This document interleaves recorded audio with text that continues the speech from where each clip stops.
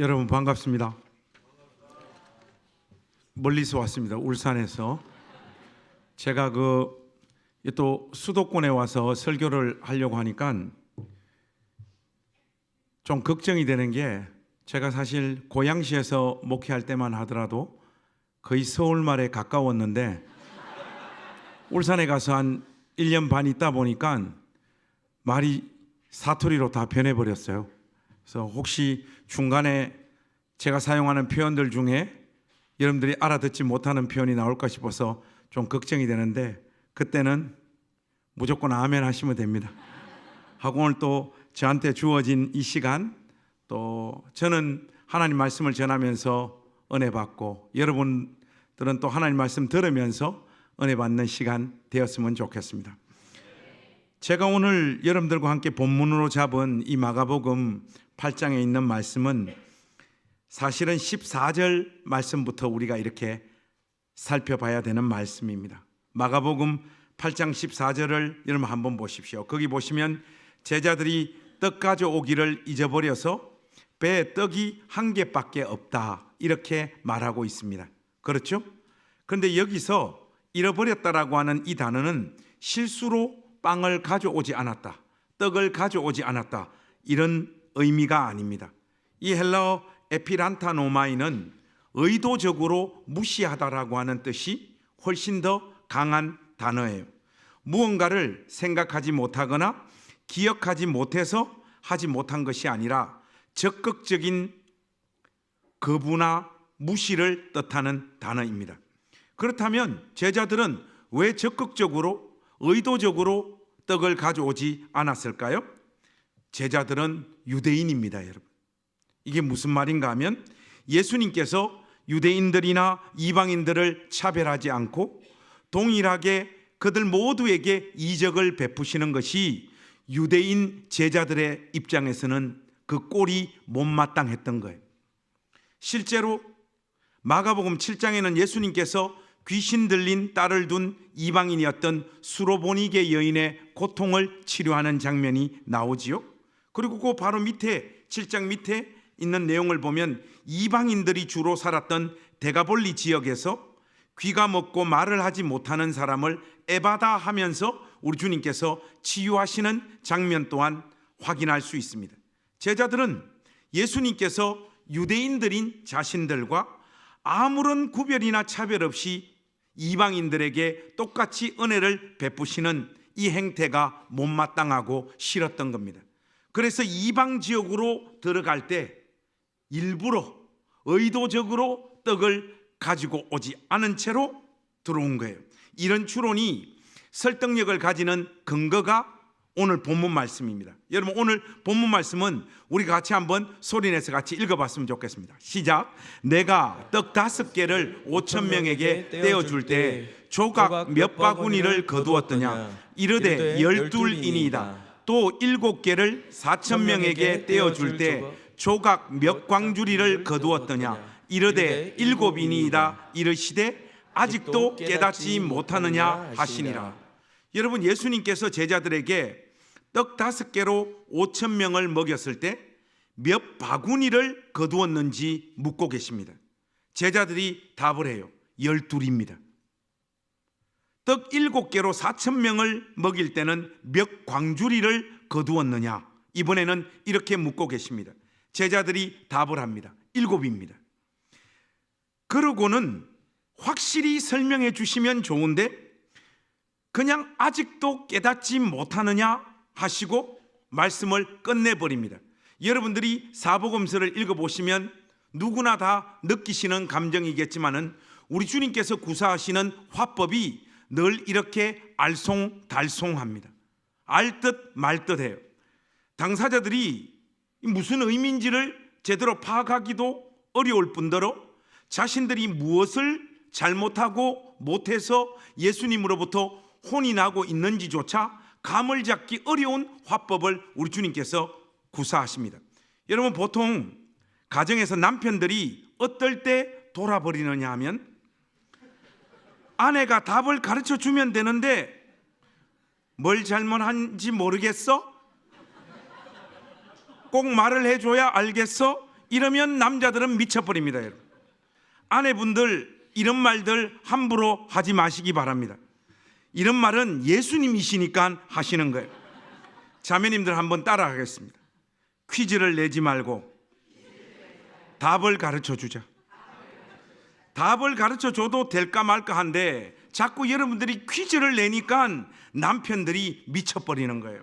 남편들인 우리가 자꾸 정답을 맞춰야 할 것 같은데 사실은 정답 없잖아요. 다 알고 있어요. 여러분, 정답을 맞추면 그것 말고 없어? 그렇게 말할 거잖아요. 여러분들이 아직도 모르겠어? 우리 주님께서 구사하신 표현대로 하자면 아직도 깨닫지 못하느냐? 이렇게 말을 하게 됩니다. 이런 말씀은 예수님만 하실 수 있는 말씀입니다. 그건 그렇고 여러분, 이 말씀을 자세히 한번 보십시오.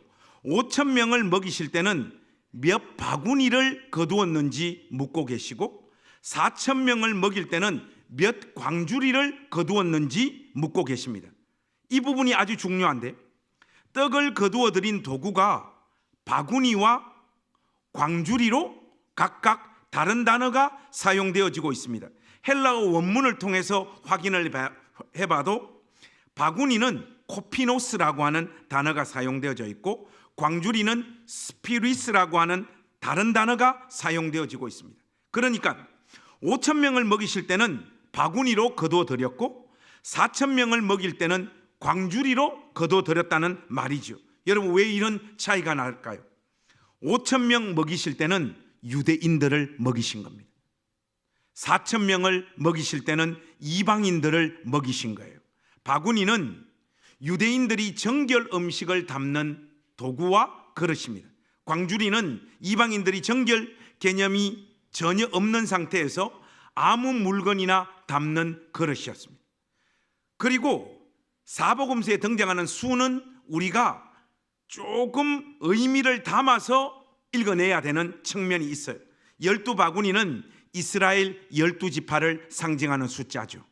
그리고 7광주리는 가나안 땅에 거주했던 헷, 기르가스, 아모리, 가나안, 브리스, 히위, 여부스 7족속들, 즉 이방인들을 상징하는 숫자입니다. 그러니까 예수님의 이 기적은 이스라엘 12지파에게만 임하는 이적과 기적이 아니라 이방인들에게도 아무런 구별과 차별 없이 베풀어진 은혜임을 말해주고 있는 내용이 7광주리와 12바구니입니다. 이런 차원에서 제자들에게 하시는 말씀이 아직도 깨닫지 못하느냐 하는 이 말씀이에요. 예수님 자신이 이 땅 가운데 오신 메시아로서 그 어떤 구별이나 차별 없이 하나님의 은혜를 유대인이나 이방인들에게 베푸는 존재임을 너희들은 알지 못하느냐? 그걸 지금 묻고 계신 거예요.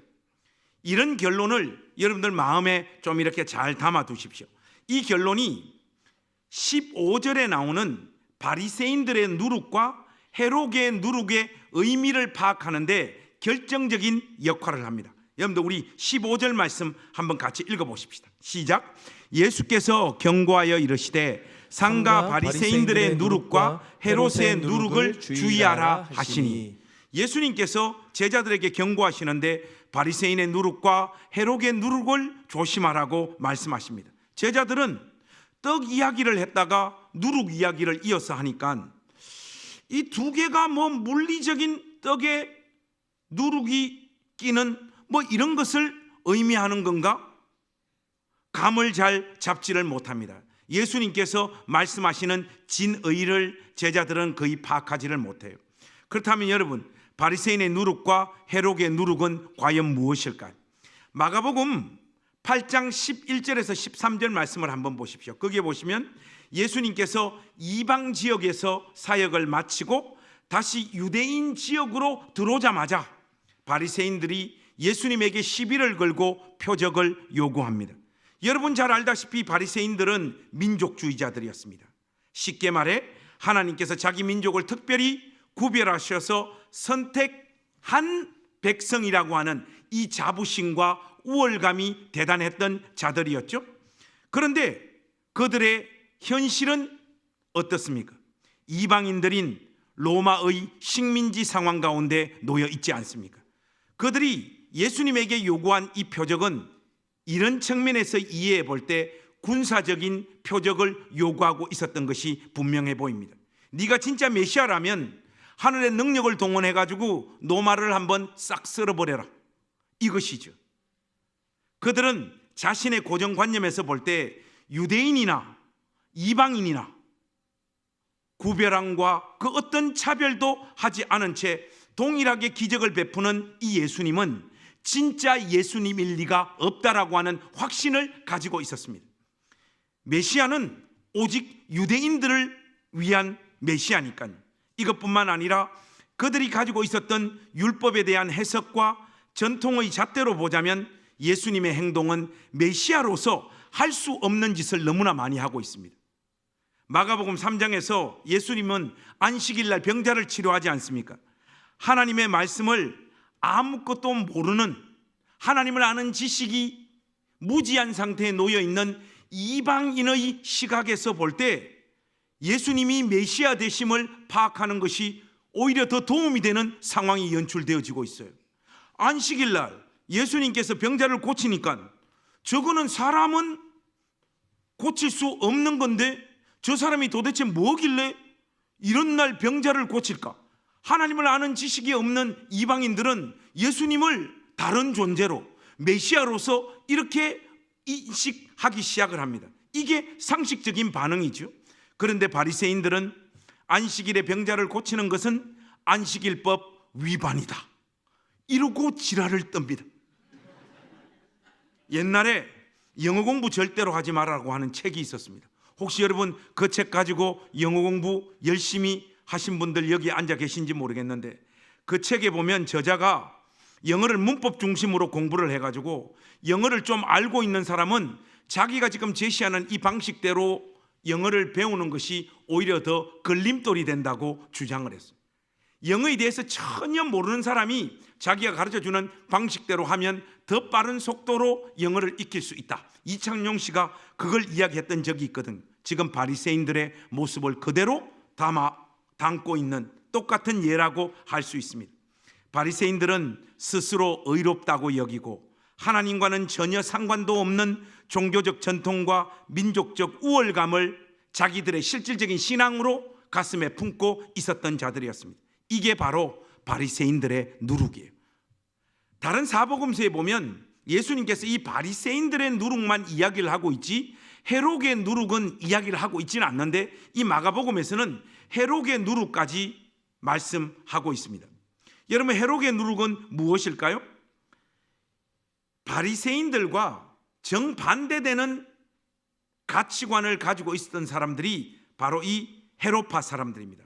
여기서 이 헤롯은 헤롯 왕 그 자체를 말하는 것이 아니라 실질적인 정치적인 힘을 소유하고 있었던 노마와 그 노마가 직접 임명한 왕을 무조건적으로 추종하고 지지하는 정치 세력들이 헤롯파입니다. 대부분의 헤롯파 사람들은 사두개인들이었어요. 헤롯파들은 신앙적 이상주의를 배격하는 자들이었습니다. 죽음 이후의 부활도 이들은 믿지 않았습니다. 그런 신앙적 이슈에 대해서는 사두개파 사람들은 대단히 회의적인 사람들이었어요. 그들에게 중요한 것은 뭐냐? 현실입니다. 이 현실을 사는데 도움이 되는 것이 뭐냐? 돈이지요. 물질이죠. 그런데 여러분, 무엇이 이 돈과 물질을 확보하게 해줍니까? 정치적인 힘이지요. 그래서 그들은 이 땅에서 잘 먹고 잘 사는 길을 쫓아 철저하게 정치적인 힘을 쫓아 살았던 자들이었습니다. 그런데 이들의 핵심 감정에 뭐가 놓여 있느냐? 신앙이 밥 먹여주냐? 이게 그냥 딱 깔려있고 다이렉트로 정치적인 힘을 소유해서 발딛고 살아가는 이 땅에서의 삶을 안정적으로 능력 있게 살아가려고 애썼던 자들이 바로 이 헤롯파 사람들입니다. 그런데 여러분, 참 재밌는 일이 벌어집니다. 바리새파와 헤롯파는 극단적으로 안 맞는 족속들이에요. 우리 식대로 하자면 부부 사이, 안 맞아도 너무 안 맞는 사이. 그런데 여러분, 이 원수지간이 친구가 될 때가 언제입니까? 공동의 적이 생길 때. 원수끼리도 친구가 됩니다. 우리 사람하고 저도 뭐 사이가 그닥 대면대면한 사이인데 우리 둘이 사이가 좋아질 때가 있어요. 공통적으로 꼴보기 싫은 교인들이 생길 때 대화가 많아지고 가정의 분위기가 좋아져요. 마가복음 3장에 보시면 안식일법을 위반한 사건을 꼬투리 잡아서 바리새인들이 예수님을 죽이려고 합니다. 그런데 여러분, 예수님을 죽이려고 할 때 뭐가 있어야 됩니까? 정치적인 힘이 있어야죠. 그때 헤롯파들과 연합작전을 구사하는 바리새파 사람들을 우리가 확인할 수 있습니다. 12장에서도 예수님으로 하여금 말실수를 하게 만들어 그것을 빌미로 예수님을 공격하려고 이 두 세력들이 연합작전을 구사합니다. 로마에 조공세를 내는 것이 합당합니까? 안 합당합니까? 이따위 질문으로 함정을 파놓고 예수님을 궁지로 몰아넣으려고 하죠. 이래 말에도 걸리고 저래 말에도 걸리는 그런 질문입니다. 여러분, 이런 것들을 보면 있잖아요. 인간 세상에 사람들이 가지고 있는 어떤 가치관, 철학, 신념 같은 것들이 결국은요, 멋있게 포장하고 이야기를 하지만 대부분 다 자기 이익, 자기 명예, 자기 잘남을 증명하려는 수단에 불과해요. 자기 딴에는 가치관이 중요하다, 철학이 중요하다, 이념이 중요하다라고 이야기를 하지만은 이익 앞에서는 자기가 그토록 울부짖고 강조했던 철학이나 이념이나 가치관도 그냥 내던져 버리는 것이 인간이란 말이죠. 총선을 앞두고 있습니다, 여러분. 민주당 공천을 보니까 이번에 현역 의원들을 46%나 날려버렸습니다. 그러니까 민주당에는 탈당파들이 많이 나오더라고요.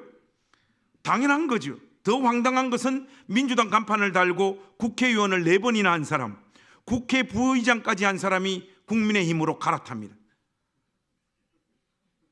그쪽으로 갈아탄 것을 제가 정치적으로 비난하는 것이 아니라 어제까지 그토록 욕하고 비난했던 사람들 품으로 가서 안겨버리는 거예요. 이들은 그냥 나라를 위하느니, 백성을 위하느니, 대한민국의 정치 개혁을 원하느니 이런 것이 아니에요. 그냥 직업 정치인으로 배지 한 번 더 다는 것, 거기밖에 관심이 없는 거죠. 그러니까 예수님께서 바리새인과 헤롯의 누룩을 조심하라고 하는 의미가 여러분들 마음 가운데 조금씩 이해되기 시작하시죠? 이것은 다른 말이 아닙니다. 자기의 철학, 신앙, 전통, 가치관, 이념에 사로잡혀서 철저하게 자기만 생각하고 자기 교회만 생각하고 자기 편만 생각하고 거기에 빠져 살아가는 그 태도를 조심하라는 말씀입니다. 더 나아가서 하나님도 철저하게 자기 자신과 자기가 속해 있는 어떤 공동체나 교회의 편을 들어주는 그런 존재로 착각하지 말라라는 뜻이에요. 오늘 이 본문 말씀은 제자들의 영적인 상태가 바리새파와 헤롯파들보다 낫지 않음을 우리에게 분명히 고발하고 있습니다. 이미 우리가 확인했듯이 이방인들에게 예수님께서 기적을 베푸시는 것을 제자들은 못마땅하게 생각했습니다. 그래서 떡을 일부러 의도적으로 이방인 지역으로 들어갈 때부터 가져오지 않았고, 바리새파와 헤롯파들의 누룩을 조심하라고 우리 주님께서 제자들에게 말씀할 때도 그들은 그 말에 진의를 전혀 감각하거나 깨닫지 못하는 영적인 무지한 상태 가운데 머물러 있었음을 우리가 오늘 본문을 통하여 확인할 수 있습니다. 쉽게 말해 이미 그들은 바리새파와 헤롯파들의 누룩에 물들어 있는 상태인 것이죠. 이런 상태에 빠져들게 되면 문의는 열심히 하나님의 이름을 부르고 예수님을 믿는다라고 말을 하지만 예수님께서 무엇을 하시려고 하시는지, 예수님 마음에 무엇이 담겨 있는지를 알 수가 없습니다. 문제는 자신들이 이런 상태에 머물러 있음에도 불구하고 예수님과 가장 가까운 존재들이 자기 자신들이라고 착각하면서 한평생을 보내게 됩니다. 예수님의 마음과 뜻을 가장 정확하게 파악하고 있는 존재들이 자기 자신이라고 하는 이 착각 속에서 헤어나오지 못한 채 그들의 신앙의 여정을 끝까지 걸어간단 말이죠. 우리 예봉교회 가족 여러분, 우리의 고질병이 무엇입니까? 보통 오병이어 기적에서 5천 명을 먹인 것과 칠병이어 기적에서 4천 명을 먹인 것에만 우리는 집중을 해요. 그러니까 우리가 행한 일, 우리 존재감을 발산한 일, 우리 교회의 이름이 드러난 일, 바로 그 먹인 것에만 항상 우리는 관심을 가집니다. 우리가 얼마나 많은 일을 했고 우리 교회가 얼마나 많은 영향력을 가지고 있고, 그래서 우리 교회가 우리 자신이 어떤 존재감을 발휘하고 있는지, 그 결과 어떤 힘과 능력과 권세를 우리가 소유하게 되었는지, 이런 것에 우리 시대의 교회들은 너무나 많은 관심을 가집니다. 그것으로 어깨에 뽕이 들어가요. 자기가 어느 교회에 소속되어져 있는가, 그것이 생각보다 우리 시대 신자들에게 큰 자부심을 주는 것 같습니다. 자신들을 다른 사람들과 다른 교회와 구별하게 된다, 이 말이죠. 그런데 오늘 본문 말씀을 보시면 예수님께서는 몇 명을 먹인 것보다 얼마를 거두었느냐에 더 많은 관심을 보이시고 계십니다.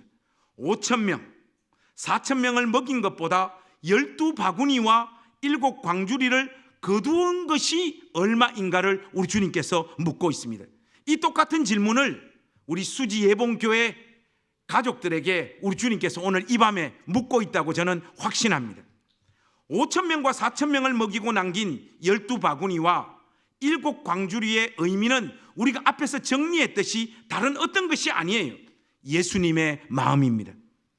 하나님 형상대로 지음받은 그 어떤 누구도 구분하거나 차별하지 않는 마음, 유대인이나 이방인 모두에게 은혜를 베푸신 그 마음을 제자들이 깨달아 알아야 되었듯이 수지 예봉교회 권속들의 마음에도 이 깨달음이 있기를 우리 주님의 이름으로 부탁합니다. 그런데 오늘 본문에 등장하는 바리새인, 헤롯파 제자들 모두의 마음은 자기들의 포지션이 다른 사람들보다 우월하라고 하는 이 생각에 사로잡혀 있었습니다. 자기들의 위치, 하나님을 믿는 방식, 예배하는 우아함, 그 신앙 전통, 삶을 대하는 자세와 가치관이 다른 사람보다, 다른 교회보다 더 낫다라고 하는 생각을 넘어서 자기들 이외의 사람들에게 하나님의 은혜가 임하는 것조차 인정하지 않은 상태에 있었다, 이 말이에요. 실제로 일어나고 있는 기적조차 거부하고 그것의 불법성을 외치는 자들이 바로 이들이었습니다. 이들의 정신 상태를 한 문장으로 표현을 하자면, 목사가 되면 모든 것들에 다 관심을 이렇게 가지고 살아야 되더라고요. 심지어 대한민국 걸그룹들 중에 어떤 걸그룹이 있는지도 잘 알아야 되는. 제가 좋아하는 걸그룹이 있습니다. 이 사람들이 우리나라 최고의 걸그룹인데 지금 사라지고 없어요. 요즘 나오는 걸그룹들은 꽝입니다, 여러분. 몇 해 전에 나왔던 21이라고, 얘들이 갑이에요. 노래도 잘하고 율동도 아주 뛰어났던. 이게 21이 불렀던 노래 중에 내가 제일 잘 나가 하는 노래가 있었습니다. 지금 바리새파와 헤롯파와 예수님의 제자들의 의식의 상태가 바로 이 상태에 딱 머물러 있습니다. 여러분, 내가 제일 잘 나가 이 노래 가사에 보면요, 이런 내용이 나와요. 어떤 비교도 난 거부해. 이건 겸손한 얘기. 가치를 논하자면 나는 빌리언 달러 베이비. 뭘 좀 아는 사람들은 다 알아서 알아봐. 아무나 자꾸 물어봐. 누가 제일 잘 나가? 내가 제일 잘 나가. 여러분, 우리 시대에 좀 건강하다는 교회, 건전한 교회 문화를 형성하고 있다라고 하는 신자들의 의식 속에요, 우리 교회가 제일 잘 나간다는, 우리 교회가 하나님 앞에서 제일 정직하고 의롭고 바르게 주님의 몸된 교회를 운영한다고, 그렇게 아름답게 성장해 가고 있다라고 하는 생각들이 자리 잡혀 있습니다. 그래서 궁극적으로 지향하는 바가 뭐죠? 교회 빨리 성장시키고 싶은 겁니다. 우리가 보통 그 교회가 어떤 교회인지 물어볼 때 가장 먼저 물어보는 것이 무엇입니까? 몇 명 모여요, 이거죠. 개척교회라고 하면 항상 따라오는 질문들이 있습니다. 몇 가정이나 모입니까? 오늘 우리 담임 목사님과 저하고 차를 타고 1시간 오면서 우리 서로 물어봤어요. 몇 명이나 모입니까? 그러니까 목사님이 또 몇 명이나 모이냐고 물어보더라고. 순간 목사님이 미워졌어요. 여러분, 우리가 이런 질문을 하는 의도가 뭡니까? 몇 명 모이는지에 따라서 그 목사의 현재의 상태와 능력을 판단하려고 이 질문하는 거잖아요. 빨리빨리 많이 모아서 밥 안 굶어야지. 10년이 지났는데도 아직 그것밖에 못 모으냐? 몇 년밖에 안 됐는데 벌써 그만큼 모여? 제가 요즘 이런 이야기를 좀 듣고 있습니다. 큰 교회 목사라고 해도 다를 바가 없더라고요. 몇 명 모여요? 너의 지금 능력이 어느 정도 되느냐, 이 질문이잖아요. 그래서 목사들은 조금이라도 자신의 능력을 부풀리기 위해서 교인들의 수를 보통은 뻥튀기를 합니다. 그래서 대한민국 각 교회의 교인 수를 더하니까 3억이 나온대요. 대한민국 인구 수가 넘어가 버립니다. 그러나 우리는 교회에 몇 명 모이느냐에 관심을 가질 것이 아니라 예수님의 질문처럼 몇 바구니를 거두고 있고 몇 광주리를 거두었는지 여기에 관심을 가져야 됩니다. 수지예봉교회가 이런 교회로 성장해 가시기를 우리 주님의 이름으로 부탁합니다. 생각해 보십시오. 12바구니와 7광주리에 들어있는 떡들은 누가 먹고 남은 떡인지도 성경은 말하고 있지 않아요. 그걸 누가 먹었다는 기록도 성경은 기록하고 있지 않습니다. 주님은 이런 것에 별로 관심이 없습니다. 예수님께서는 우리가 몇 바구니를 거두어 들었고 몇 광주리를 거두어 들었는지 묻고 계십니다. 예수님께서는 오늘 이 밤 수지예봉교회 우리 권속들에게 똑같이 이 질문을 던지고 계십니다. 너희들은 몇 바구니나 거두어 들었느냐? 몇 광주리나 거두어 들었느냐? 이 말씀은 너 전도 몇 명 했어? 너 교회에서 무슨 헌신을 하고 있어? 헌금은 얼마나 하고 있어? 이런 것을 묻고 있는 질문이 아닙니다. 내가 이 땅에 와서 외친 하나님 나라의 복음이 유대인이나 이방인을 전혀 구분하지 않고 전해지고 있음을 보고 있느냐? 자격 없는 자들에게도 그 어떤 차별 없이 하나님 나라의 복음이 은총으로 임하고 있는 것을 보고 있느냐? 그걸 묻고 계신 겁니다. 예수님께서는 오늘 우리에게도 바리새인의 누룩과 헤롯의 누룩을 주의하라고 말씀하고 있습니다. 우리가 이해한 하나님, 우리 교회가 만들어 놓고 있는 교회 문화, 우리의 성경 해석, 우리들이 가진 전통과 가치관, 우리 교회가 행해서 만들어지고 있는 어떤 사역과 그 사역의 열매들, 그리고 교회 성장, 그것으로 인한 자부심과 남다름, 이런 것에 여러분들이 사로잡혀 있다라면 여러분은 이미 바리새파와 헤롯파의 누룩에 물들어 있는 상태입니다. 이것뿐만 아닙니다. 여러분, 수지예봉교회가 여기 이 자리까지 오기까지 다양한 자리에서 많은 수고를 해주신 분들이 계시죠. 이 귀한 겁니다. 문제는 그 헌신과 수고가 여러분을 다른 사람들과 구분짓고 있다라면 여러분은 이들의 누룩에 물들어 있는 거예요. 이 자리는 내가 해야 되고 이 자리는 내가 끝까지 지켜야 된다. 여기서 여러분들이 여러분 자신의 어떤 영향력을 어느 구석에서 조금이라도 더 안정적으로 가지려고 하는 마음을 가지고 있다라면 여러분은 이 누룩에 물든 상태인 거예요. 죽도록 주님의 몸된 교회를 위하여 수고하고 우리 마음에 무엇이 남아있는지 하나님 앞에서 오늘 우리가 진지하게 물어야 될 줄로 믿습니다. 저는 어머니는 참 좋아하고 어머니 생각할 때는 참 애틋한 마음이 생겨서 늘 그런데 아버지는 이해는 하지만 존경하기는 어려워요. 두 분 다 돌아가셨는데 우리 아버지는 뭐 한평생 알코올 중독, 노름 중독, 폭력 중독 그렇게 사신 아버지라서 아버지를 존경하기가 쉽지가 않습니다. 그런데 우리 아버지에게 참 좋은 면이 하나 있었어요. 그게 뭔가 하면 아버지는 누군가를 구별하거나 차별하는 분이 아니셨고 친구들이 참 다양했어요. 그래서 술 마시고 노름하시면서도 항상 우리 집 단칸방에는 손님들이 득실거렸어요. 밥 못 먹은 사람, 노름하다가 돈 잃은 사람, 노름하다가 집에서 쫓겨난 사람, 어쩌다가 그날 노름에서 돈을 많이 따신 분들까지 항상 우리 집에서 술 마시고 밥을 먹었어요. 어머니는 그 사람들 챙기고 먹이고 입힌다고 늘 힘드셨는데, 우리 아버지가 이렇게 한번 뒤돌아보면 예수님을 믿고 목회를 했더라면 분당 우리 교회보다 더 큰 교회를 일구셨습니다. 저는 이런 것을 전혀 배우고 싶은 마음이 없는데, 가만 보면 부모의 삶은 자식들에게 자연스럽게 스며드는 것 같아요. 제가 어떻게 목회를 하나 가만히 저의 모습을 한번 뒤돌아보고 저의 목회 여정을 뒤돌아봅니다. 아무나 데리고 집으로 갔어요. 먹이고 재우고 돈 나눠주고 같이 살았어요. 신혼 초부터 우리 집은 결혼해서 지금까지 24년을 우리 집 사람하고 같이 살았는데, 장기 투숙객, 중기 투숙객, 단기 투숙객, 신혼 초부터 14명하고 같이 살았고 계속해서 24년 동안 꾸준히 그 일을 계속해 왔습니다. 이제 울산 와서 제가 지금 좀 자제를 하고 있는데 언제 발동되어질지 모릅니다. 울산에 개척 간다고 하니까 우리 집 사람이 저보고 딱 하나만 묻더라고요.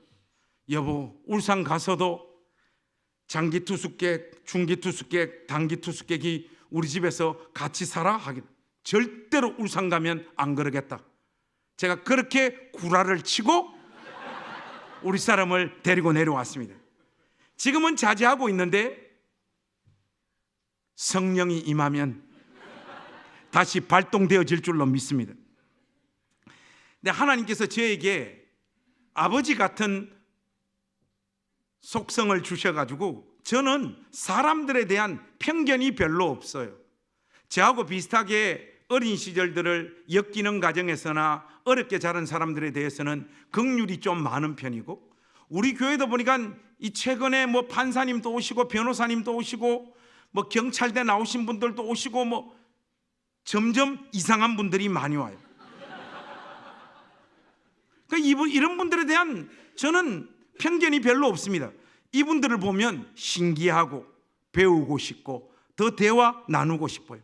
그들의 교양과 화법을 배우고 싶어요. 그래서 궁극적으로는 저도 서울말을 구사하는 목사가 되고 싶습니다. 여러분에게 마음을 다해서 이 밤 묻고 싶어요. 예수님을 자신의 구세주와 주님으로 믿고 살면서 사람들을 이해하는 그릇들이 여러분 심령 안에서 더 크게 자라나고 있습니까? 특정한 사람들에 대한 편견들이 작아지고 있습니까? 온갖 인간 구상을 이 주님의 몸된 교회 안에서 만나면서 각 사람이 뿜어내는 그 고유한 아름다움에 감격하고 그 사람을 누리고 있습니까? 혹시 여러분들 마음 가운데 어떤 사람과 스타일은 여러분 마음에서 밀어내고 있고 대화조차 시도하지 않으려고 하고 있지는 않습니까? 여러분들이 교회를 섬기는 방식과 하나님을 믿는 스타일을 더 강하게 주장하고 있지는 않습니까? 335 만나서 밥 먹고 차 마시면서 누군가를 신령과 진정으로 씹어 제끼고 있지는 않습니까? 여러분, 그거 못난 짓입니다. 오늘 본문 말씀대로 하자면 바리새파와 헤롯파들의 누룩에 물든 상태인 것입니다.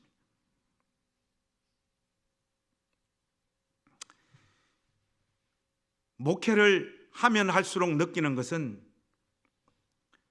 여러분이나 저나 매 순간 하나님의 자비와 긍휼과 은혜가 필요한 사람이고, 여기에서 예외되어지는 사람이 아무도 없다라는 거예요. 일본에 후지하라 다스시라고 하는 농업사회학자가 있습니다. 이 사람이 쓴 분해의 철학이라고 하는 책이 있어요. 이 책에서 이 후지하라 다스시가 이태리의 나폴리 사람들의 특징을 소개하는 내용이 있는데 제가 그대로 인용했습니다. 여러분들 한번 들어보세요. 자동으로 기능하는 손상 없는 신품은 나폴리 사람에게는 근본적으로 왠지 꺼림직하다.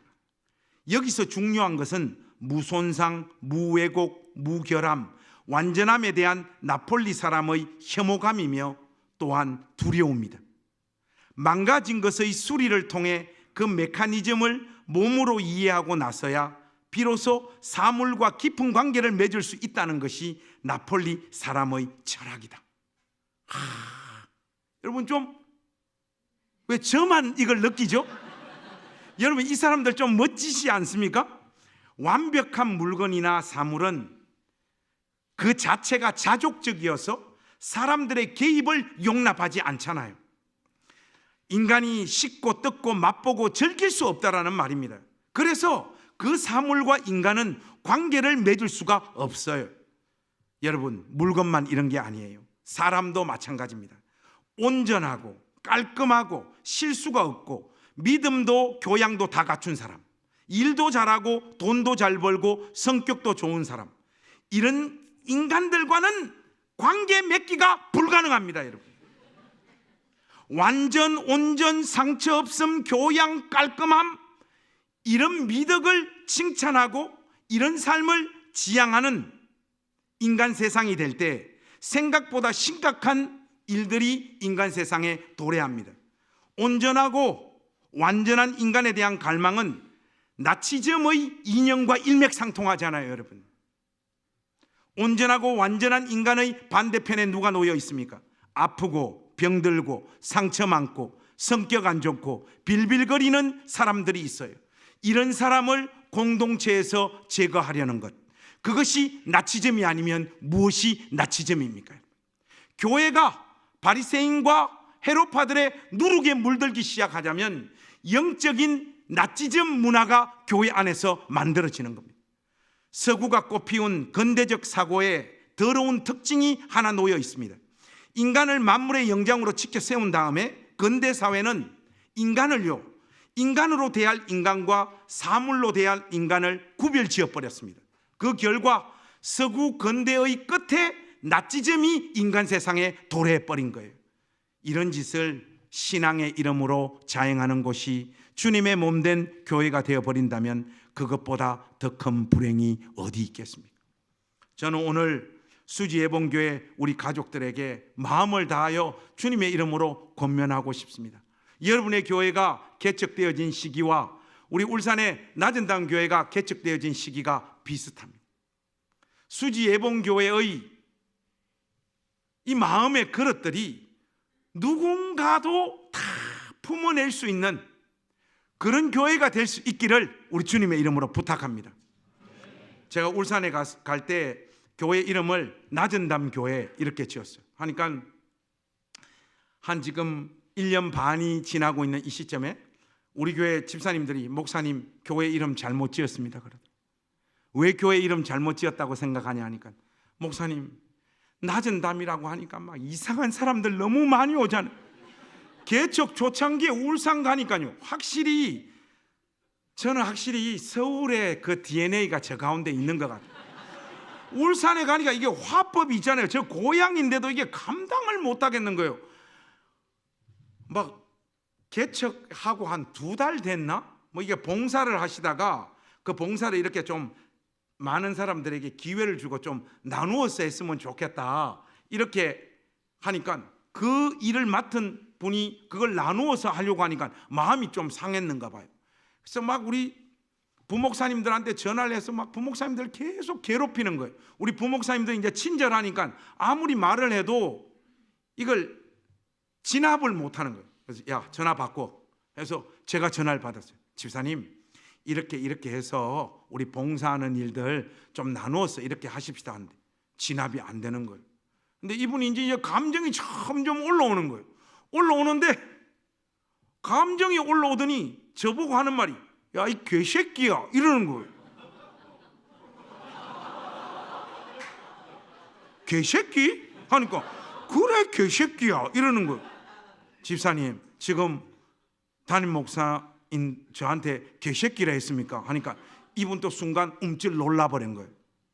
빨리 지금 사과하세요. 그래야지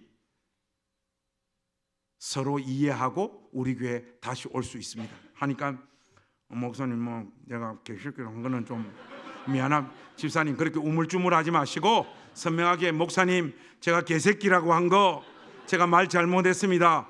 용서해 주십시오. 그렇게 말하세요. 하니까 목사님, 제가 목사님 보고 개새끼라고 한 거 용서해 주. 이런 일들이 있잖아요. 막 생기는 거예요, 이게. 야, 여기가 울산은 울산이구나. 근데 이게 그냥 원 오브 댐입니다. 이런 일이 그냥 중에 하나예요. 이런 일들이 너무 많은 거예요. 너무 많은 거. 감당을 못하는 거예요. 별 희한한 사람들이 다 오는 거예요.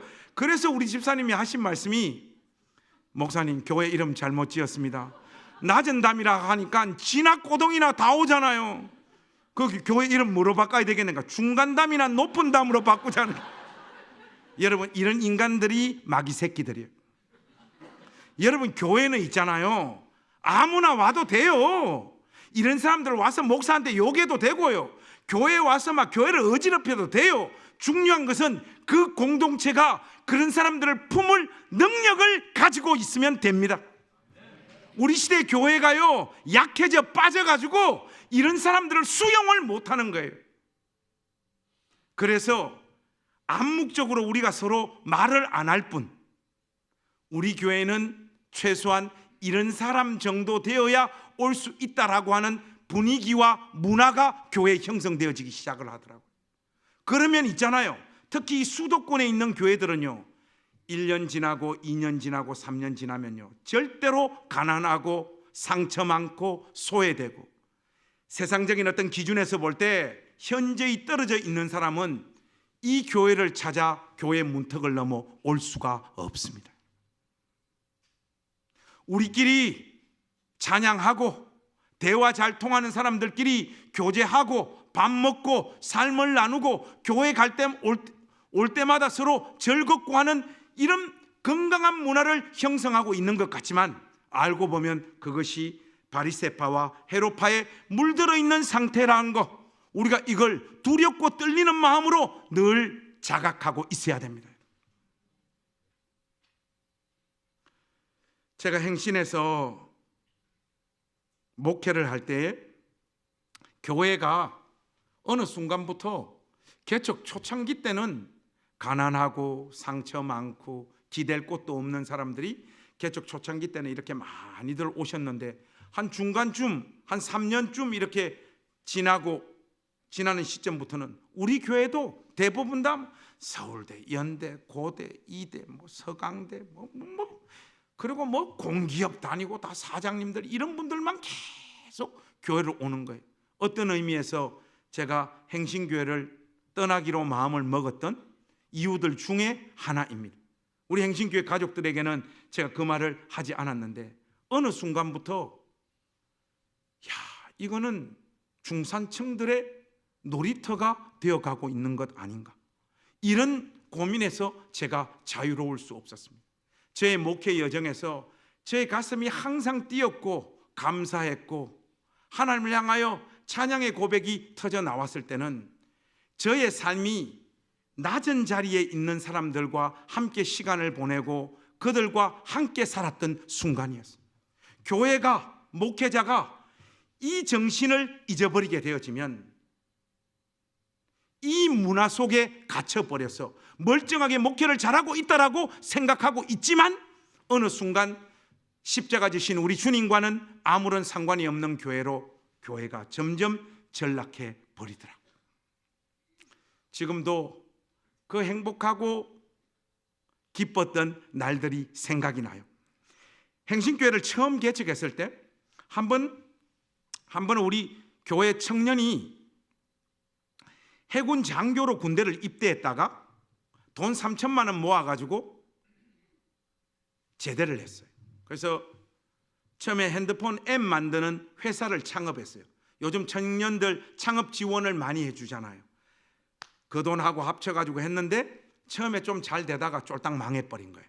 얘가 우리 교회 애는 아니었는데 쫄딱 망하고 나니까 자기가 유치원 때부터 다녔던 교회로 다시 돌아갈 수가 없더라는 거예요. 여러분, 교회 분위기 좀 아시잖아요. 누가 실패하고 완전 쫄딱 무너져 버리면 그 스토리 자체가 막 교회 식구들 사이에서 이렇게 막 회자되어져 버리고 사람들의 어떤 반찬거리가 되어버리는 이런 일들이 막 생기잖아요. 얘가 그게 너무 두려워가지고 자기가 어린 시절부터 다녔던 그 교회로 돌아가지는 못하고 이렇게 검색을 하다 보니까 고양시 행신동에 좀 이상한 목사님이 있다 하더라 해가지고 우리 교회를 찾아온 거예요. 찾아와서 자기의 쫄딱 망한 이야기를 쭉 하는 거예요.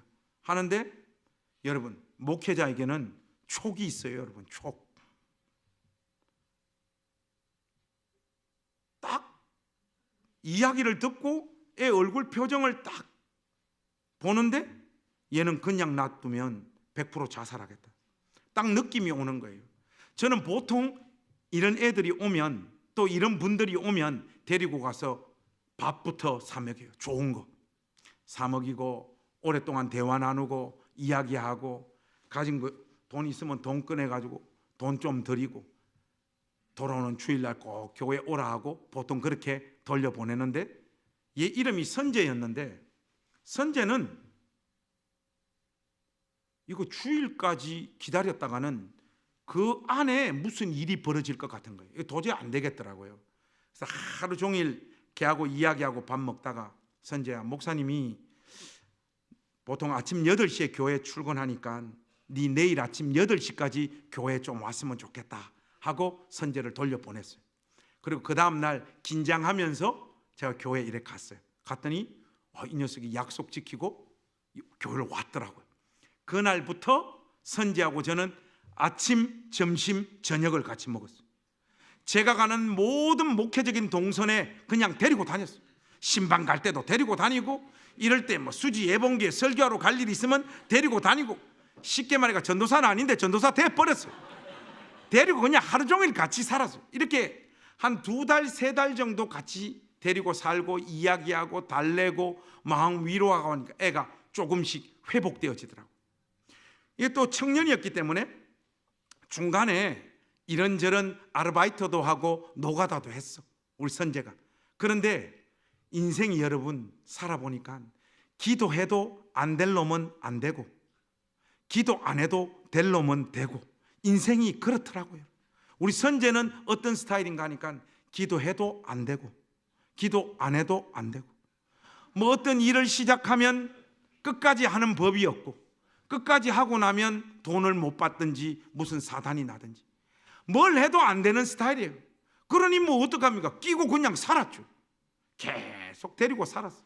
했더니 이 녀석이 한 번은, 목사님, 한샘 인테리어에서 8주 동안 인테리어 훈련을 받으면, 그러니까 부엌하고 거실을 설계하는 설계 훈련을 받아서 그것을 업자들을 데리고 와서 시공해서 완성을 하면 기본급 150만 원에 한 건 올릴 때마다 월급이 더해지는 정규직으로 전환시켜주는 청년들을 위한 창업 프로그램을 진행한다고 하는데, 목사님 제가 그거 한번 해볼까요? 이러더라고요. 선재야, 뭐라도 좋으니까 한번 해봐라 해서 우리 선재가 그 일을 시작했어요. 3주 정도 지나더니 못하겠다는 거예요. 제가 상처받을까 싶어서 겉으로는 말을 안 했지만 속으로는 했어요. 속으로는, 새끼야, 니는 안 된다 임마. 니는 걸른 놈이야. 너는 걸러 먹은 놈이야. 너는 안 돼 이 새끼야. 너는 진짜 사악한 놈이야. 넌 진짜 안 된다. 이런 마음이 막 부글부글 막 끓더라고요. 그래서 그때 지금 이제 우리 행신 침례교 담임 목사가 된 우리 우 목사한테, 우 목사, 선재 왜 또 3주만 하고 또 때려치웠냐니까. 목사님, 회사 갈 차비가 없답니다. 야이씨, 요즘 세상에 차비 없어가지고 회사 못 가는 인간이 어딨냐. 하기 싫으니까 안 하지. 집에 가서 똑바로 한번 알아봐라. 뭐 때문에 또 3주만 하고 때려치웠는지 해서 우 목사가 갔어요. 가보니까 어머니가 우울증 걸려가지고 하루 종일 누워있어요. 무기력하게. 아버지 알코올 중독이에요. 아무 일도 안 해. 가보니까 집에 진짜 10원 한 장이 없는 거예요. 선재가 이번에는 저를 실망 안 시키려고 회사 갈 때 버스 타고 갔다가 차비 아끼려고 점심은 굶고 하루 종일 일 배우고, 일 다 끝나고 난 다음에는 차비 한 푼이라도 더 아껴보려고 3시간 동안 걸어가지고 집으로 온 거예요. 그걸 3주 동안 반복을 했는데 진짜 회사 갈 차비가 없는 거예요.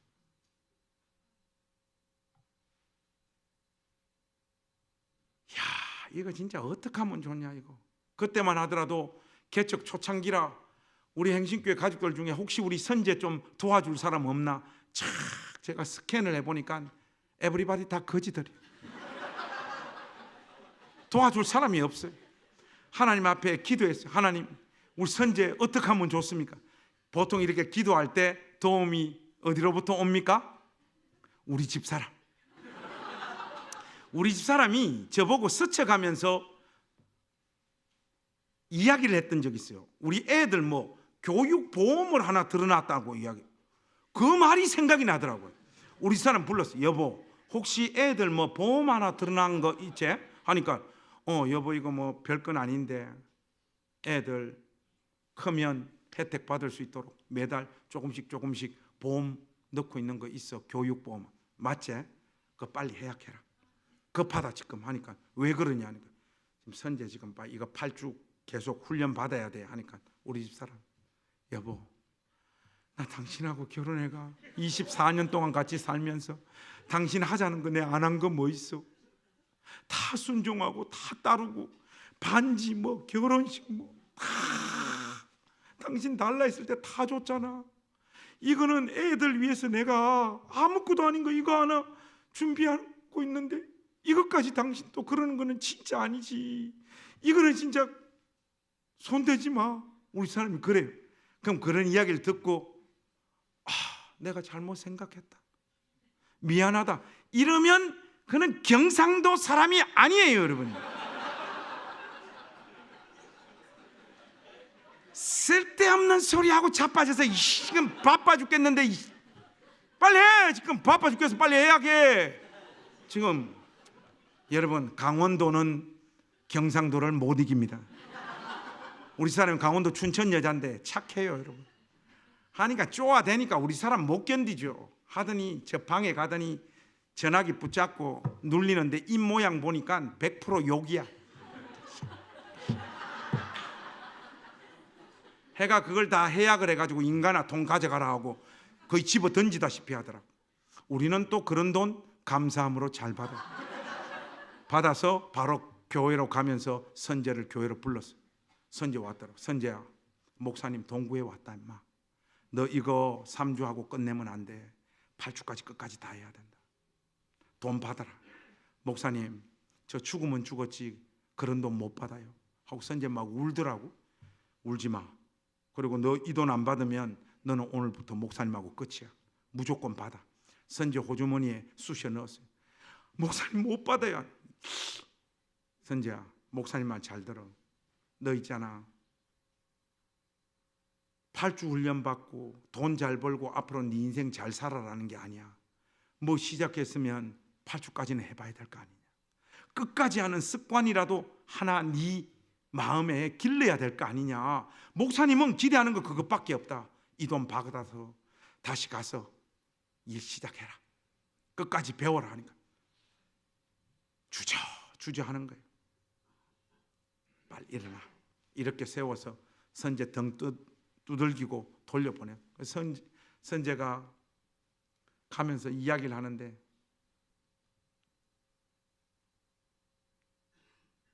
목사님 이거 안 받고 그냥 제 다른 거 열심히 하면 가. 빨리 가. 우리 선제가 울면서 그 돈 받아서 갔어요. 선제야, 네 회사 갈 때 있잖아. 버스 타고 가지 마. 택시 타고 가. 알겠어? 그리고 점심 때 딴 애들 10,000원짜리 사 먹을 때 너는 20,000원짜리 사 먹어버려. 그리고 집에 올 때도 택시 타고 집에 와. 그 돈 다 써도 된다. 알겠지?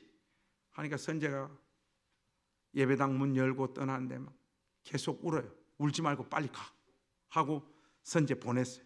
우리 선재가 다시 돌아가서 그 8주 훈련을 다 끝냈어요. 끝내고 우리 선재가 어디에 처음 배치됐는가 하면 한샘 인테리어 서울 목동 지점에 우리 선재가 처음 배치가 됐어요. 그런데 이 일을 10년, 15년 먼저 시작한 사람보다 우리 선재 첫째 딸, 둘째 딸, 셋째 딸 실적이 더 좋은 거예요. 막 쭉쭉쭉쭉 뻗어가는 거예요. 이야, 이거 뭔 일이고 하는데 선재나 저처럼 태어나서 뭔가를 해가지고 한 번이라도 잘 돼 본 적이 없는 사람들은 뭔가가 잘 되면 좋기보다 불안해요, 여러분. 여러분 그 심정 좀 이해가 되십니까? 초반 끝발 개끝발이잖아요. 우리 같은 사람 인생에는 끝까지 잘 되는 법이 별로 없잖아요. 저는 기복신앙 이런 거 정말로 싫어하는데 우리 선재가 그 일을 시작하니까 저의 신앙관이 기복신앙으로 완전 바뀌어버렸어요. 제가 그때 깨달았어요.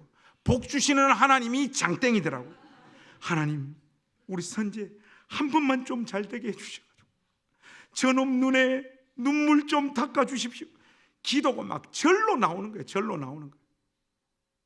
하나님께서 저의 기도를 들으셔서 그런지 몰라도 우리 선재가 쭉쭉쭉쭉 뻗어가는 거예요. 이게 초반 끝발 개끝발이 아니에요. 쭉쭉쭉쭉 뻗어가더니 그 일을 시작한 그 해 우리 선재 연봉이 1억이었어요. 그 다음 연도 선재 연봉이 1억 5천. 지금은 선재 밑에서 일하는 애가 30명도 넘어요. 한 번은 선재가요 전화가 왔어요. 목사님, 오늘 저하고 밥 좀 먹읍시다 하는데 목소리에 벌써 개기름이 껴있어. 자신감이 넘치는 거예요. 목사님, 오늘 우리 교회 앞에 그 소들역 7시까지 좀 나오십시오. 저하고 소고기 좀 먹읍시다 하는데 이 목소리에 벌써 금방이 팍 들어가 있어. 그냥 행복하고 좋은 날이잖아요. 자기도 뭘 해가지고 삶의 열매를 가지고 우리 목사님 밥 사줄 수 있게 됐다 이거잖아요. 갔어요. 이미 가니까 선재가 그 좋은 고기 시켜놓고 기다리고 있더라고요. 둘이 앉아서 이 행복한 날 밥을 먹기 시작을 했어요. 선재가 고기 굽고 저는 이렇게 주워 먹는데 분명히 행복하고 좋은 날인데 분위기가 이렇게 좀 디프레션 되는 거예요. 이거 왜 이러지? 하고 밥을 먹다가 선재 얼굴을 살짝 보니까 이 녀석이 고기를 구우면서 울고 있더라고. 나도 우리 목사님 첫날 만날 돈 받아 쓰고 밥 얻어 먹고 목사님 집에 가서 자고 그러다가 나도 우리 목사님 드디어 밥 사줄 수 있는 날이 이렇게 왔다. 선재 모습을 보니까 딱 그건 거예요. 그런데 우리 또 이 경상도 사람 이런 어색한 거 이거 못 견디는 거. 이게 선재 고기 구우면서 이거 우니까 이게 사람 이거 미치겠는 거예요. 제가 수도권에서 목회할 때 제일 힘들었던 것 중에 하나가 뭔가 하니까 목사님 사모님 앞에 나오라 해서 이 손 뻗어가지고 당신은 사랑받기 위해 태어난 사람 이런 거는 우리한테 폭력이거든요. 견딜 수가 없는 거란 말이죠. 선재가 또 고기 구우면서 우니까 나 이거 막 어색해가지고 이거 막 힘든 거예요. 안 되겠다. 밥을 빨리 먹기 시작을 했어요. 하고 이 핑계를 대가지고 빨리 자리를 떠나고 싶더라고요. 그래야지 선재가 마음껏 울 거 아니에요. 선재 눈도 잘 못 보겠더라고요. 선재야, 니 뭐 좀 해가지고 잘 되니까 목사님 참 너무 마음이 좋고 앞으로도 좀 잘 됐으면 좋겠다. 목사님 오늘 여기 신방이 한 건 있어가지고 목사님 먼저 좀 가볼게 하고 저는 먼저 일어나서 갔어요. 이런 생각 저런 생각 막 들더라고. 근데 하나님 앞에 기본적으로 너무 감사하고 선재가 그 고기 정리하고 음식값 계산하고 제가 저쪽 가고 있었는데 목사님 하고 막 뛰어오더라고요. 뛰어오더니 저의 호주머니에 봉투를 하나 팍 꽂고 휙 그냥 도망가 버리더라고요. 저는 사례비를 많이 받아본 사람이라 딱 잡으면 얼마인 줄 알거든. 딱 잡으니까 이거는 세종대왕이야. 이거 신사임당이면 이거는 절단날 액수예요. 그런데 보통 목사님들은 이제 차분하게 기도하는 마음으로 이 봉투 안에 든 돈이 신사임당이기를 바라면서 기도하는 마음으로 집에 가서 열어보는데 저는 그런 목사 아니잖아요. 그 자리에서 바로 열어봤는데 신사임당이 이만큼 들어가요. 돈이 500만 원 또 훨씬 넘어. 놀래가지고 바로 선재한테 전화했어요. 선재야, 이 돈 너무 많잖아 이놈아. 뭔 이제 돈 좀 버는 녀석이 목사님한테 돈을 이만큼 많이 넣어서 말이 없어. 수화기를 바짝 갖다 댔어요. 하니까 수화기 너머로 선재가 울고 있더라고. 선재가 호흡 좀 가다듬도록 기다렸어요. 야 선재야, 이거 임마 돈 너무 많잖아. 이제 돈 좀 버는 녀석이 뭔 이렇게 돈을 많이 넣었어. 허세를 부리고 있어. 하니까 목사님, 저 목사님 만나고 목사님한테 사랑받고 그러면서 저 마음에도 꿈과 비전이 생겼어요. 그러더라고. 근데 이 지금 분위기도 그렇고 이 너스레를 떨어가지고 빨리 분위기를 넘어서야 될 것 같은. 제가 꿈과 비전이 없는 교회, 그게 우리 행신교회 모토인데 네가 조직을 배신하고 혼자서 꿈을 꾸고 비전을 가져? 하니까 목사님이 생각하는 그런 꿈과 비전이 아니에요. 그는 선재 너의 꿈과 비전이 뭔데? 하니까 목사님 저는요 인생에서 목표 하나밖에 없어요. 그 선재 너 목표가 뭔데? 하니까 저는요 그 누구보다 더 열심히 살 거예요. 그리고 돈 모아서 우리 목사님 집 사드리는 것이 저의 인생의 마지막 목표. 선재가 막 우는 거야. 선재가 우니까 저도 막 눈물이 터지는 거예요. 집 사준다잖아요. 그 날을 잊을 수가 없어요. 그 날을 잊을 수가 없어요. 하나님은 나를 목사로 부르셔서 교회를 세워서 무엇을 하게 하시는 걸까? 하나님 형상대로 지음받은 이 복되고 아름다운 사람, 그가 이 세상적인 기준과 잣대로 볼 때 아무것도 아닌 존재여도 그 어떤 인생도 포기하지 않고 품고 함께 살며 사는 시간, 그 공간 속에서 이 사람에게 그리스도의 사랑을 심는 그 자리로 하나님께서 나를 부르셨구나. 어떤 의미에서 저의 소명을 온전히 깨달은 날이 그 날입니다. 그리고 선제하고 우목사하고 교회 잘 세웠어요. 뭐 이런 거 저런 거 별로 안 했는데 하나님께서 목회에 복을 주셔가지고 교회가 이렇게 잘 세워졌어요. 7년 만에 중형교회로 교회가 성장을 해서 우리 교회 그동안 외쳤던 대로 분당 우리 교회가 했던 것처럼 분리 개척을 시도했습니다. 교회 재정 절반, 우리 교인들 절반 떼서 수도권에 교회를 세우려고 추진을 했는데 코로나가 딱 와버린 거예요. 그리고 우리 우목사를 분리개척을 내보냈는데 이 상황에 지금 분리개척을 내보냈다가는 우리 우목사 목회 커리어가 다 망가질 것 같은 거예요. 지금 이 상황이 어디 가서 어떻게 목회를 하겠어요? 그래서 그 계획을 좀 보류하고 하나님 앞에 기도했어요. 하나님, 교회는 교회를 낳아야 되는데 어떻게 해야 됩니까? 기도하는데 저 마음에 오는 감동이 그거였어요. 김 목사, 개척은 한번 해본 놈이 더 잘하지 않겠어? 저의 입에서 터져나온 조건반사적으로 튀어나온 첫 번째 말이 사탄아 물러가라. 지금 장난하나? 태어나가 뭐 해가지고 처음 잘된 게 행신교회 이렇게 중형교회로 성장한 건데 지금 이게 무슨 헛짓이고, 이건 내가 지금 우목사 개척 내보내려고 하니까 미안하기도 하고 고생시킬 것 같아가 이거 아닌, 내가 스스로 강박에 이런 마음을 가지는 것 같다 싶어서 그거 덮어버렸어요. 그리고 또 하나님 앞에 엎드려 기도했죠. 그때 그 책을 안 읽었어야 되는데 헨리 나우엔 책을 읽었었고 그 책에 이런 문장이 나와요. 욕망은 상향성의 삶을 추구하고 소명은 하향성의 삶을 추구한다. 그 문장이 저 마음에 와서 탁 꽂혀버리더라고요. 나보고 가라는 말이네. 가야지 뭐. 우목사 불렀어요. 성균아, 내 말 잘 들어. 담임 목회 준비해라. 개척 내가 떠난다. 교인들 아무도 모르는 상황에 모든 교인들 지금부터 신방 시작하고 나머지 모든 일들은 그냥 나만 믿고 따라와. 목사님, 죽으면 죽었지. 저 그거 못해요. 저 담임 목회 못해요. 아직 준비 안 됐어요. 시킨 대로 해. 교인들 신방부터 해. 신방하다 보면 자신감 생길 거예요. 준비하고, 제가 개척해서 시작한 교회였기 때문에 우리 장로님들, 권사님들, 교회 식구들하고 의논하면 절대로 저 개척 안 보내주죠. 그래서 회의 안 했어요.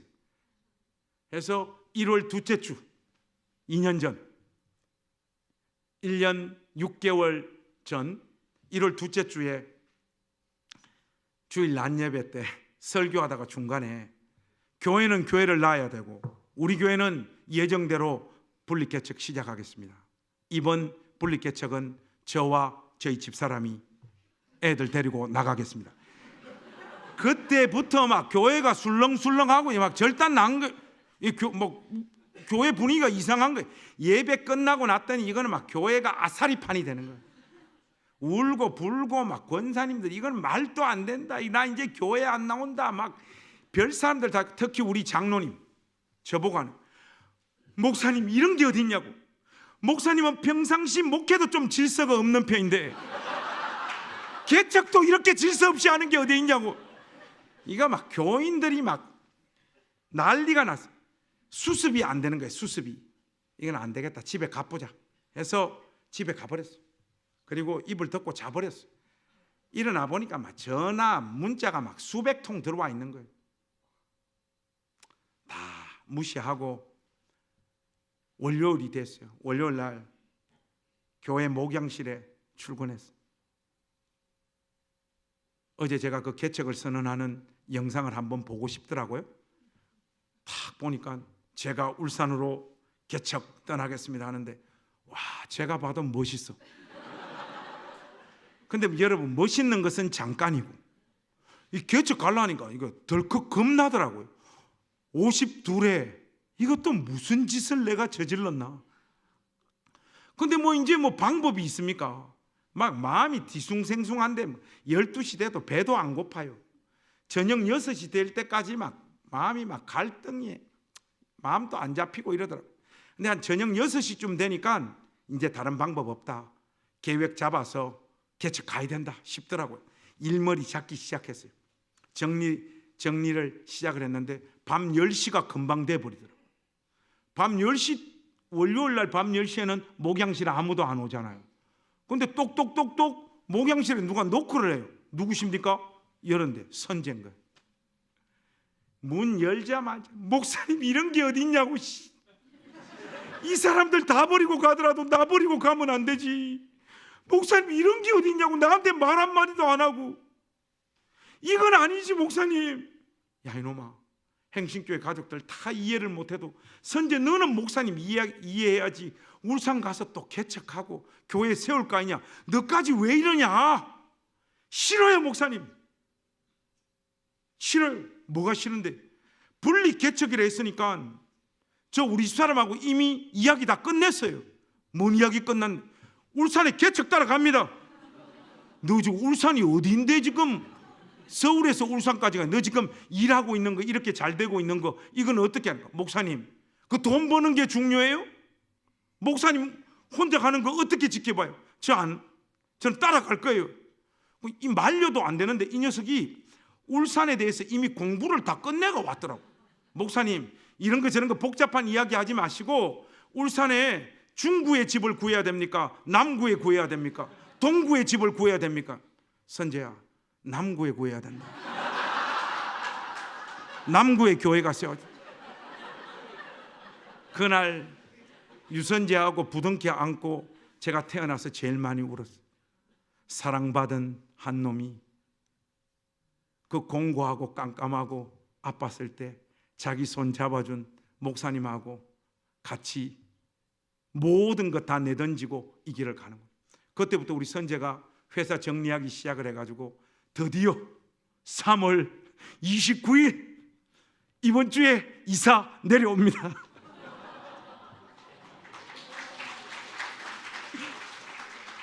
오늘 여기 올라오면서 통화했어요. 네 도망 안 가고 예정대로 이사 오재 하니까 목사님 방 다 지금 계약 다 했고 저는 울산 가서 목사님하고 살다가 목사님하고 죽을 거예요. 여러분, 교회는 세상이 흉내낼 수 없는 문화를 가지고 있어야 됩니다. 세상이 아무리 몸부림쳐도 따라올 수 없는 능력과 문화가 여기 이 자리에 있어야 됩니다. 수지예봉교회가 아름답게 성장해 가고 있음을 듣고 있습니다. 그 여정 속에 여기 이 공간 안에 중산층들로 가득가득 채워지는 그 불행한 사태가 일어나지 않았으면 좋겠습니다.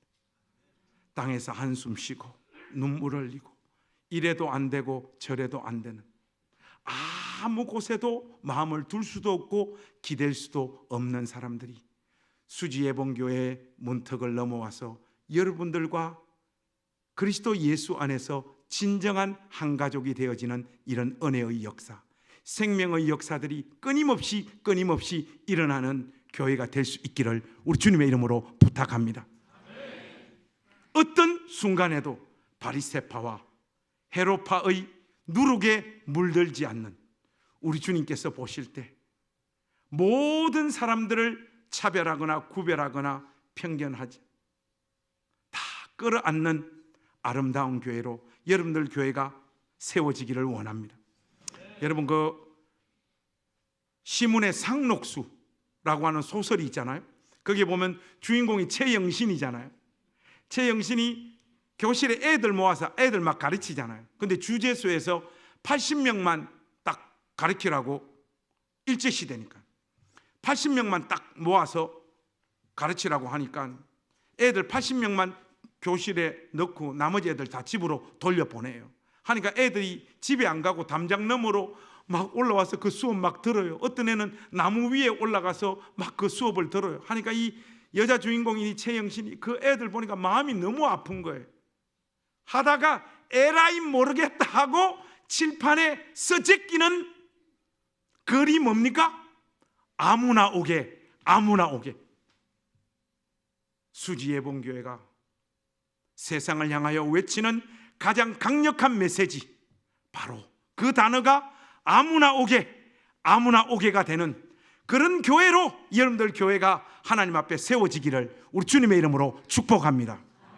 우리 함께 찬양 한번 하십시다, 여러분.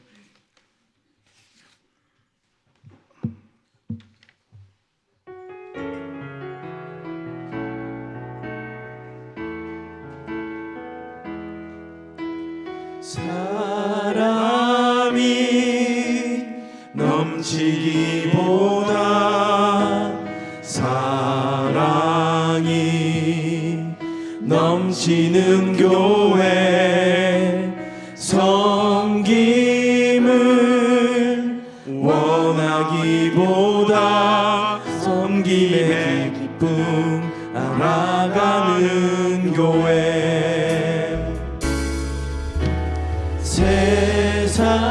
세상이 주목하기보다 주님이 주목하는 교회, 화려한 겉모습보다 중심이 주를 향한 교회. 주님이 피로 사신, 주님이 피로 사신 아름다운 교회, 서로 사랑함으로 하나 되는 교회. 주님이 머리 되신 거룩한 교회, 우리 함께 만들어가요. 내 작은 생각보다도, 내 작은 생각보다도 하나 됨에 소중함 많은 교회. 세상에 알려지기보다 서로가 서로를 깊이 아는 교회. 주님이 피로 사신, 주님이 피로 사신 아름다운 교회, 서로를 사랑함으로 하나 되는 교회. 주님이 머리 되신 거룩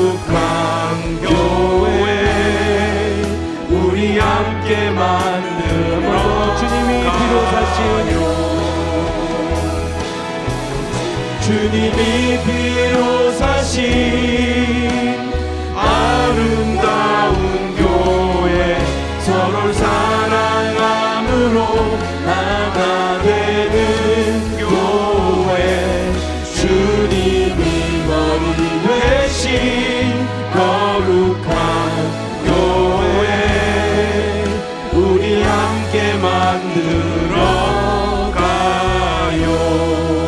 우리 수지예봉교회 모든 가족 여러분, 제가 행신교회에서 사역을 할 때 우리 교회 표어가 너무 스테레오 타입이어서 우리 사역자들한테 우리 교회 표어 좀 바꿔보자. 교회마다 표어가 다 너무 비슷하고 상투적이지 않냐. 뭐 기도를 많이 하는 교회, 사랑이 넘치는 교회, 모이기를 열심을 내는 교회, 기도가 뜨거운 교회, 이런 거 말고 정말로 마음에 탁 꽂히는 거, 그거 하나씩 준비해 가지고 다음 주에 만나자 해서 사역자 회의식 열었어요. 그래, 한 주 동안 고민해서 오 목사 니는 뭐라고 지어왔냐니까, 목사님 기도를 간절하게 하는 교회 어떻습니까? 그런 거 하지 말자고 내가 지금. 김영건 너는 어떡하냐? 목사님 소그룹이 활성화되는, 야이씨 그런 거 하지 말자고. 한 방에 가슴에 꽂히는 거 없냐? 태미 너는 뭐하냐? 목사님 우리 교회가 좀 기도를 좀 뜨고, 야이씨 그게 안 되더라고요. 그래서 그 해 제가 표를 만들었어. 주보에 딱 실어 넣으라고. 이거 만약에 다른 교회에서 뺏겨서 하면 제가 고소할 거예요. 근데 수지예봉교회가 주보에 새겨 넣으면 제가 고소 안 하겠습니다. 그때 제가 만든 표가 뭐였는가 하면 이거였어요. 야, 나 가진 거 돈밖에 없어. 그러니까 앞으로 사는 거 아무 걱정하지 마. 주보에 새겨 넣어라 하니까 우 목사가, 목사님 죽으면 죽었지 그거는 표가 아니고 할 수가 없습니다. 3명이 하도 뜯어 말려가지고 결국 주보에 못 새겨 넣었는데 수지예봉교회가 한번 좀 새겨 넣었습니다. 그거 마지막으로 좀 부탁드리고 제가 떠나야 될 것 같아요. 그래서 여러분 우리 떠나면서 오늘 메시지 마음에 담고 여러분들 우리 두 사람씩 짝 한번 지어보세요. 옆에 사람 손 한번 딱 잡아보세요. 얼굴 쳐다보면서 이 표 한번 하겠습니다. 그 사람 얼굴 한번 쳐다보세요. 산다고 얼마나 고생해가지고 되게 불쌍하게 생겼죠? 자, 얼굴 한번 쳐다보고, 자 우리 서로 쳐다보면서 한번 크게 하겠습니다. 야, 나 가진 거 돈밖에 없어. 등 두들기면서 마지막으로 한번 이야기합시다. 앞으로 사는 거 아무 걱정하지 마라. 여러분 요거 연습입니다. 연습. 요거 이어서 한 문장으로 쫙 한번 해보겠습니다. 그죠? 자, 딱 보고 얼굴 보고, 야, 나 가진 거 돈밖에 없어. 그러니까 앞으로 사는 거 아무 걱정하지 마라.